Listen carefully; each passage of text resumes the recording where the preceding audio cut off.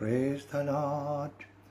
अजीज़ों, आज 22 जुलाई 2026 शाम की इबादत में मैं आप सबको सलाम अर्ज़ करता हूँ।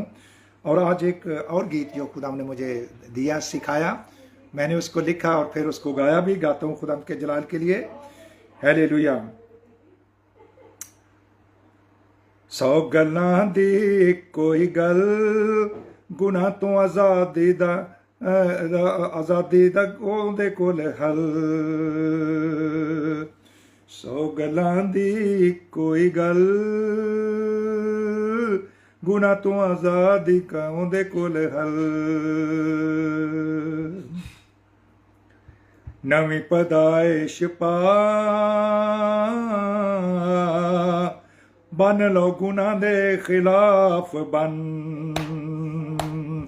नवीं पैदाइश पाके बन लो गुनाह दे खिलाफ बन। मन जाओ मसीह दी गल, मन जाओ मसीह दी गल। सौ गल्लां दी कोई गल, गुनाह तो आज़ादी दा यसू कोल है हल। पानी दा ऐद बन के बन लो, गुनाह दे खिलाफ बन। पानी दा ऐद यानी पानी दा बपतिस्मा जीजो। पानी दा ऐद बन के बन लो, गुनाह दे खिलाफ बन। रूह दा डक्का ला के बन लो, गुनाह दे खिलाफ रूहानी बन। हालेलुया। रावी दे जिवें जो बंद बने हुए हैं ना, उस तरह रावी दा रूह दा डक्का ला के बन लो, गुनाह दे खिलाफ रूहानी बन। सौ गल्लां दी कोई गल, गुनाह तो आज़ादी दा यसू कोल हल। गैर जुबान पाके पाले रूह दी बरकत बंदिया।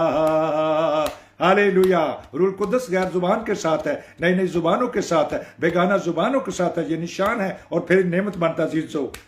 हाँ, गैर जुबान पाके पाले रूह दी बरकत बंदिया। जब तक जुबान बदल ना जावे, मंगदा रही तू बंदिया। जब तक जुबान बदल ना जावे, मंगदा रही तू बंदिया। सौ गल्लां दी कोई गल, गुनाह तो आज़ादी दा यसू कोल हल। गुनाहां तो आज़ादी दा यसू कोल हल। अगली पीढ़ी नूं भी दस देवीं गल,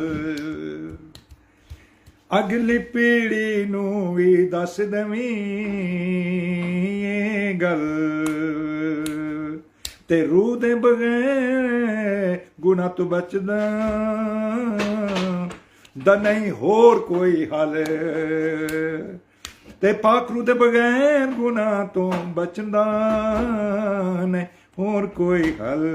सौ गल्लां दी कोई गल, गुनाह तो आज़ादी पाण दा यसू कोल हल, मसीहा कोल हल। हालेलुया। उन्होंने कहा कि यरूशलेम से शुरू करके तौबा और गुनाहों की मुनादी मेरे नाम से की जाएगी।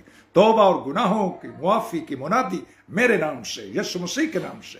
हालेलुया। उस पर ईमान लाने के वसीले से, तौबा करने के वसीले से, और तौबा के बाद पानी का बपतिस्मा लेने के वसीले से हम अपने गुनाहों से आज़ादी पाते हैं। और फिर पाक रूह हमें दोबारा गुनाह करने नहीं देता।